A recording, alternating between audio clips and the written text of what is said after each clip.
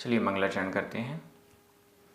ऋणमि ऊण जिणवरिंदे नरसुर भवनिंद वंदिये सिद्धे वोच्छामि भाव पाहुड़ मवसे से संजदे सिरसा। बोलिए श्री 1008 चंद्रप्र भगवान की जय। आचार्य श्री कुंद कुंद स्वामी की जय। आचार्य गुरुवर विद्यासागर समय सागर जी महाराज की जय। मुनि पुंगव श्री 108 सुधा सागर जी महाराज की जय। हम सभी बड़े ही सौभाग्यशाली हैं जो हमें आचार्य कुंद कुंद स्वामी का महान ग्रंथ अट्ठ पाहुड़ के अध्ययन का अवसर मिल रहा है। 5वां भाव पाहुड़ चल रहा है। इस भाव पाहुड़ में भावों को संभालने के लिए आचार्य कुंद कुंद स्वामी अनेक अनेक प्रकार के उदाहरण तर्क आदि प्रस्तुत कर रहे हैं। भावों को संभाले बिना मोक्ष जाना संभव नहीं है, यह भी वे कह चुके हैं। आज हम 2 गाथाओं का अध्ययन करेंगे, क्रमशः गाथा क्रमांक 92 और 93। दोनों गाथाएं बहुत अच्छी हैं, सरल हैं, मुनियों को परिशह सहन करना चाहिए, सहन करते हैं, यह हमें समझने को मिलने वाला है। चलिए प्रारंभ करते हैं। गाथा क्रमांक 92। उच्चारण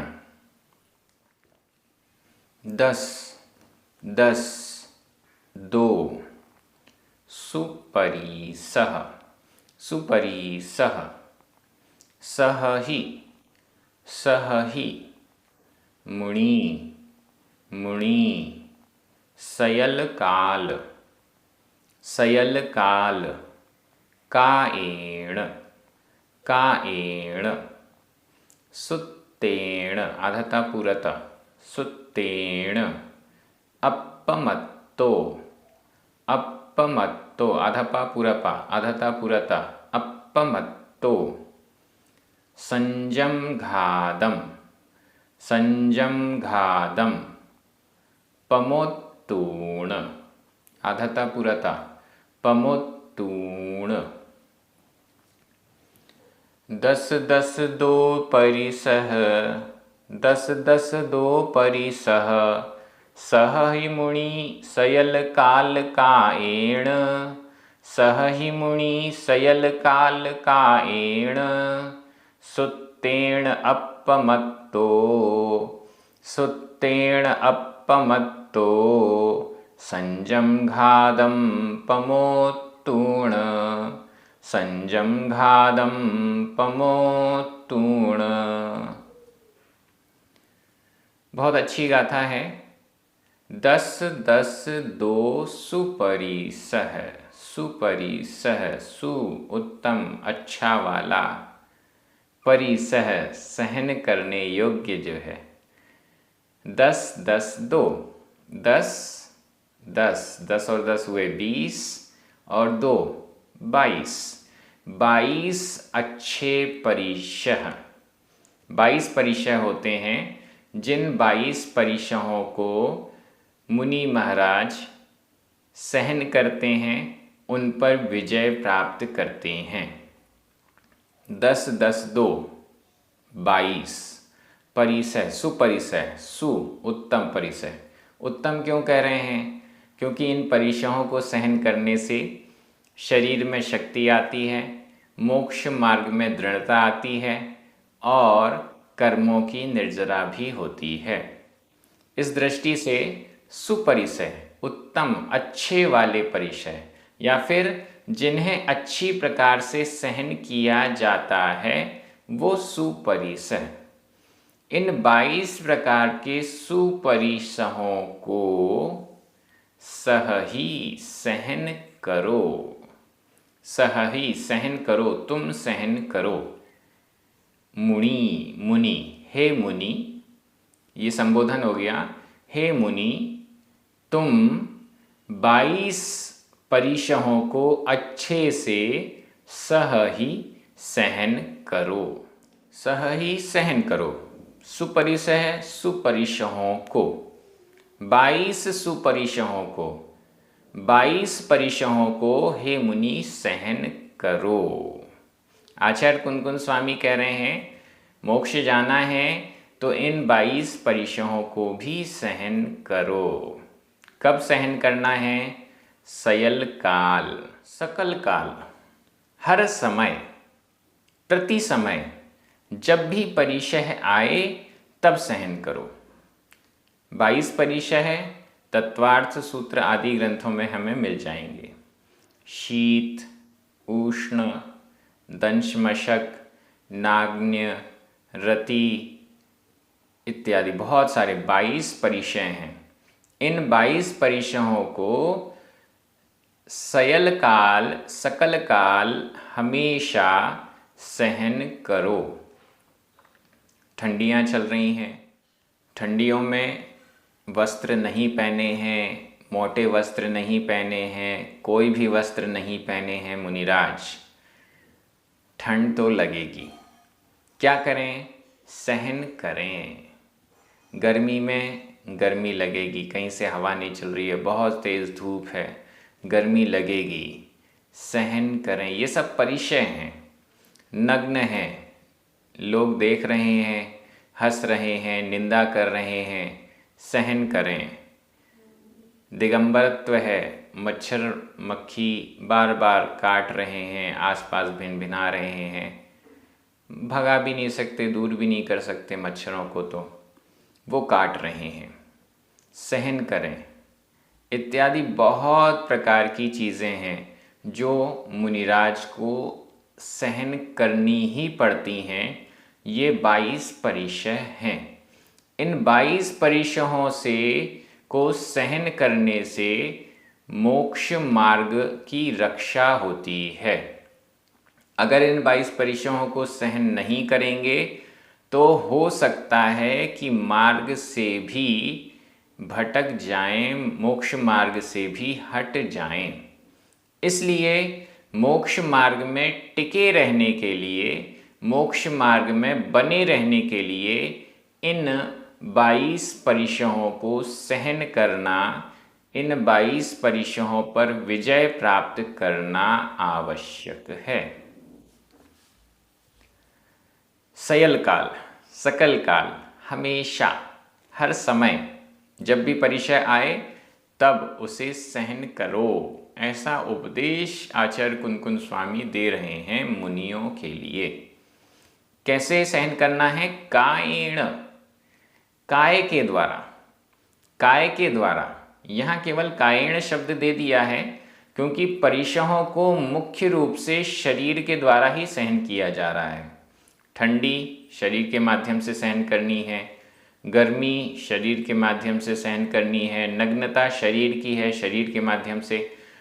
लेकिन केवल शरीर से नहीं, मन वचन से भी, अंतरंग से भी हर प्रकार से सहन करना है। भले ठंड शरीर में लग रही है, लेकिन हमें अपने मन को भी कंट्रोल करना पड़ेगा, तब उस शरीर में लगने वाली ठंड को सहन किया जा सकता है। मन वचन काय और अंतरात्मा, इन सब से सहन करना पड़ेगा। तो यहाँ कायेण शब्द भले दिया है, उपलक्षण मात्र है, या बहुतायत से शरीर पर ही ये सारे उपसर्ग परिचय होते हुए दिखाई देते हैं, इस दृष्टि से भी है, दोनों दृष्टियों से। लेकिन वचन, काय और आत्मा, इन सब से सहन करना है, स्वयं कैसे भी करके मजबूती करके उनको सहन करना है। सुत्तेण, सूत्र के अनुसार, सुत्त सूत्र, जिनवाणी, जिनवाणी के अनुसार, अपमत्तो, अप्रमत्त होते हुए, प्रमत्त प्रमाद से युक्त, अप्रमत्त प्रमाद से रहित, परिशहों को सहन करना है। परिशहों को सहन करते हुए प्रमाद नहीं करना है। प्रमत्त होकर उन परिशहों में भूल नहीं जाना है। उन परिशहों को सहन करने की अपेक्षा प्रमत्त होकर उन परिशहों के विरुद्ध कार्य नहीं करना है। ठंड लग रही है तो कुछ ऐसे उपकरण चालू करवा दो जिससे कि ये ठंड ना लगे, ऐसा नहीं करना है। अन्य अन्य जो परिचय हैं, मच्छर आ रहे हैं तो कुछ ऐसा कर दो कि ये मच्छर नहीं आए, या बहुत सारी ऐसी चीज़ें होती हैं जो गृहस्थ लोग करते रहते हैं, वैसा कुछ कर दो। नहीं, बिल्कुल नहीं। सुत्तेण, सूत्र के अनुसार, जिनवाणी के अनुसार, जिनवाणी के द्वारा जो आज्ञा मिली है उतना तो कर सकते हैं, शेष कुछ भी नहीं कर सकते। अपमत्तो, अप्रमत्त होकर, प्रमाद से रहित होता हुआ वह मुनि संयम घादम पमोत्तूर्ण, संयम घादम, संयम के घात को, पमोत्तूर्ण छोड़कर, अच्छे से छोड़कर, पमोत्तूर्ण अच्छे से छोड़कर, यह संबंधक भूतकृदंत का अनियमित प्रयोग है। अच्छे से सोचकर, छोड़कर, संयम के घात को अच्छे से छोड़कर, मतलब संयम का घात नहीं होना चाहिए। परिचयों को सहन कर रहे हैं, मान लीजिए परिचयों से बचने की कोई बात है, तो संयम का घात हुए बिना सूत्र के अनुसार, जिनवाणी के अनुसार, अप्रमत्त दशा के साथ शरीर के द्वारा, मन वचन काया इत्यादि के द्वारा सदा काल इन 22 परिचयों को हे मुनिराज सहन करो। बहुत सारी कंडीशंस दे दी गई हैं। परिचयों को कैसे सहन करना है? सदा काल, हमेशा, सयल काल, हमेशा सहन करना है। किसके द्वारा सहन करना है? कायेण, मन वचन काया आत्मा इत्यादि सबके द्वारा सहन करना है। कैसे? सूत्र के अनुसार सहन करना है, जिनवाणी के अनुसार सहन करना है। किस अवस्था में रहते हुए? अप्रमत्त अवस्था में रहते हुए सहन करना है। और किस चीज़ का ध्यान रखना है? संयम का घात ना हो, संयम का घात छोड़कर, मतलब ऐसा नहीं हो कि परिचयों को सहन करते करते संयम का ही घात हो जाए।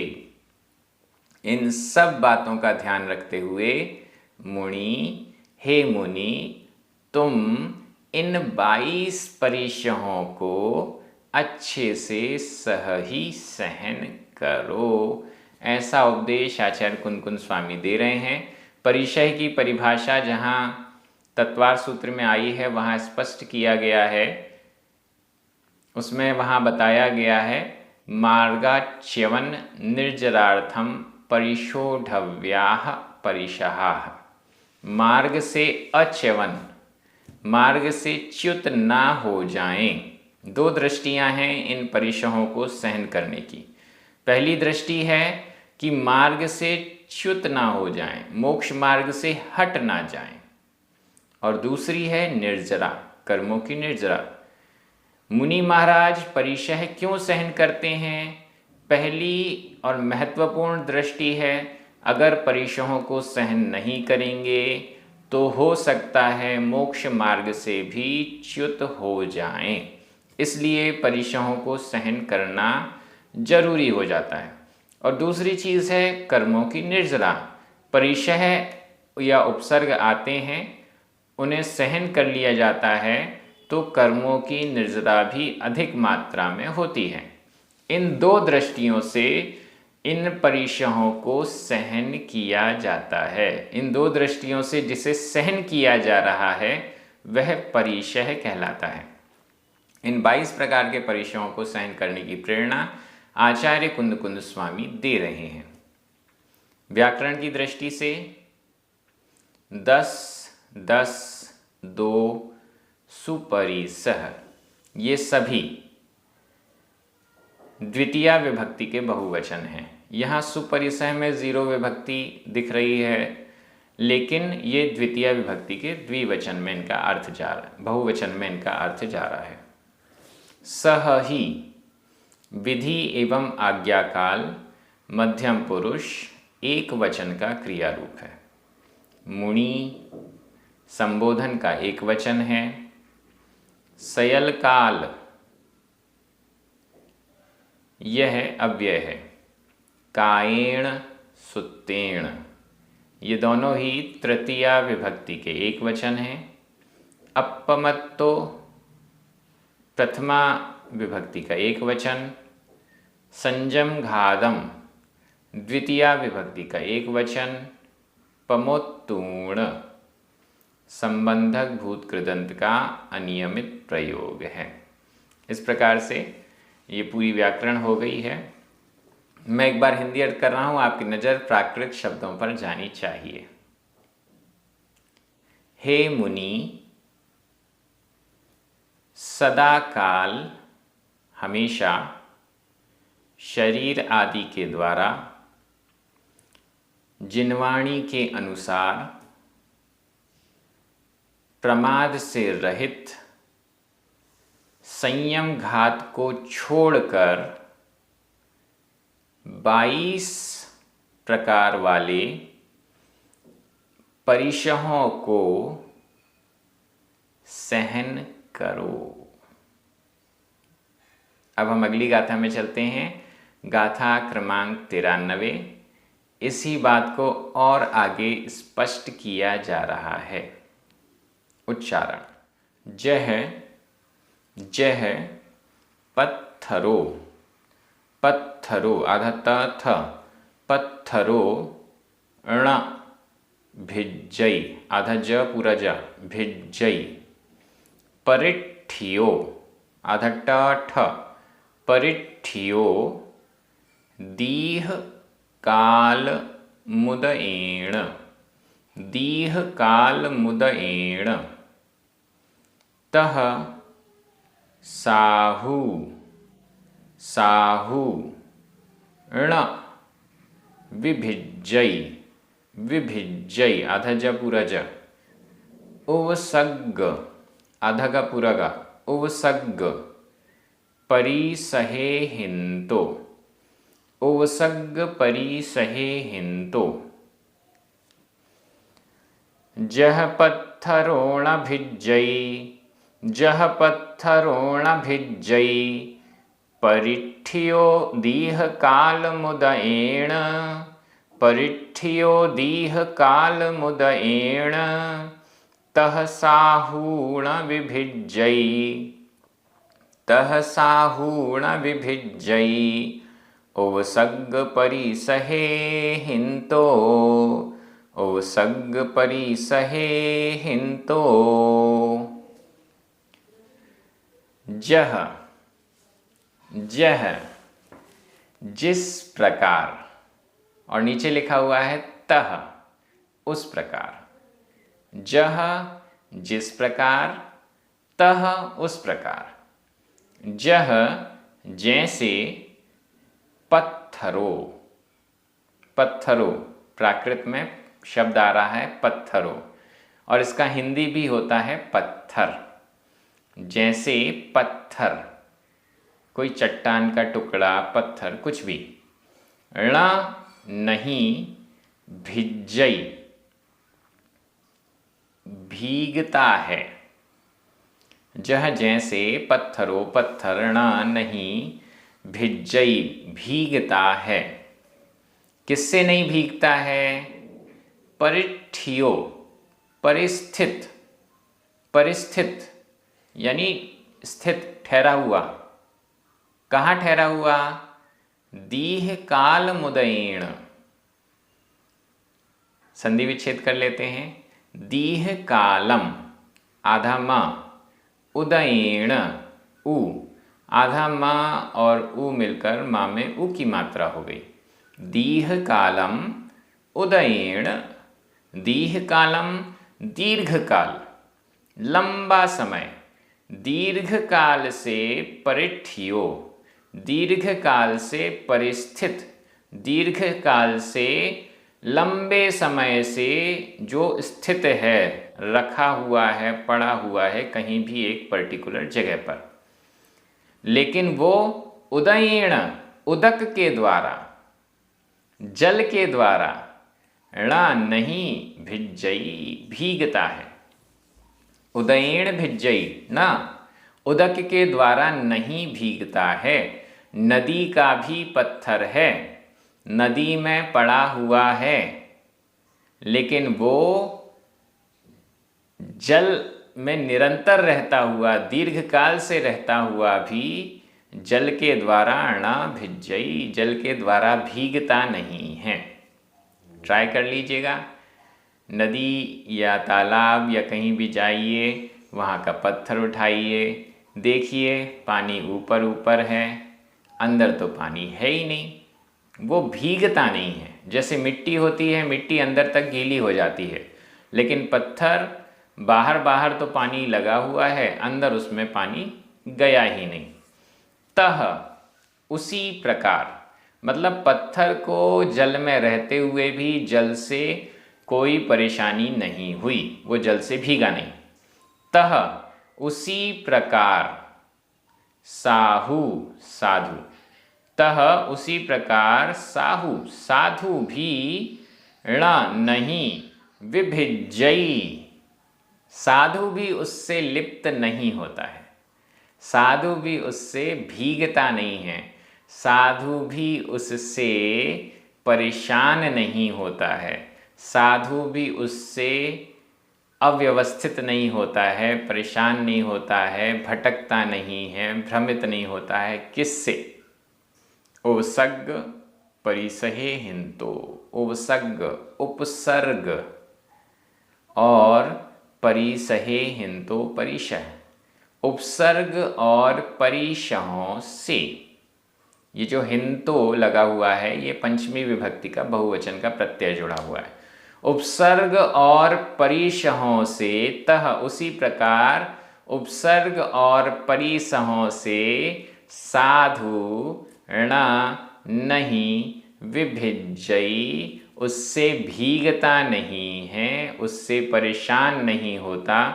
उपसर्ग और परिशह लंबे समय तक होते रहें तो भी जो साधु हैं वो उसमें रचते पचते नहीं हैं, उससे परेशान नहीं होते, उससे उनकी चर्या में फर्क नहीं पड़ता, उनके साधुत्व में कोई नुकसान नहीं होता है।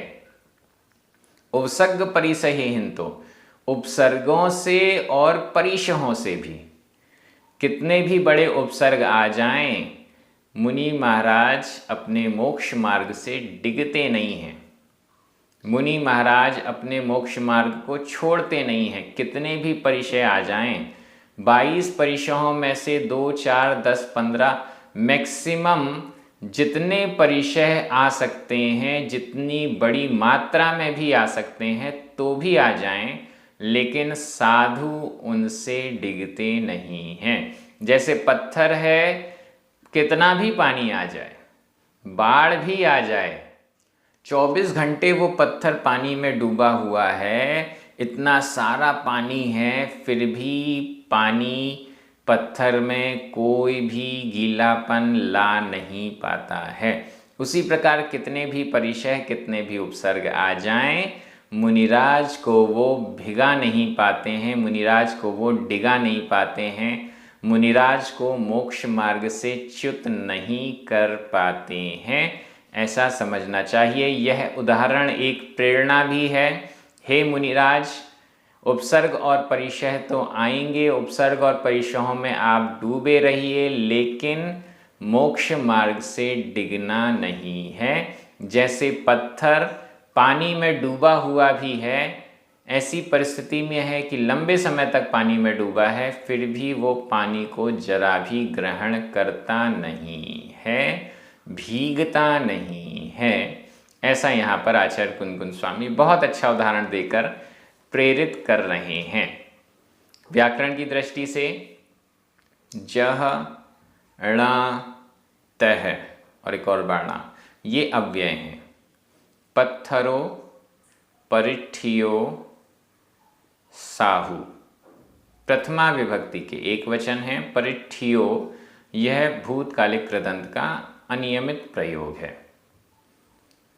भिज्जई, विभिज्जई, ये दोनों ही वर्तमान काल अन्य पुरुष एक वचन के क्रिया रूप हैं। दीह कालम यह भी अव्यय है। उदयेण तृतीया विभक्ति का एक वचन है। उपसर्ग परिसहे हिंतो पंचमी विभक्ति का बहुवचन है। मैं एक बार हिंदी अर्थ कर रहा हूं, आपकी नज़र प्राकृत शब्दों पर जानी चाहिए। जिस प्रकार लंबे समय तक जल में स्थित पत्थर भिगोया नहीं जाता है, उसी प्रकार उपसर्ग और परिशहों के द्वारा,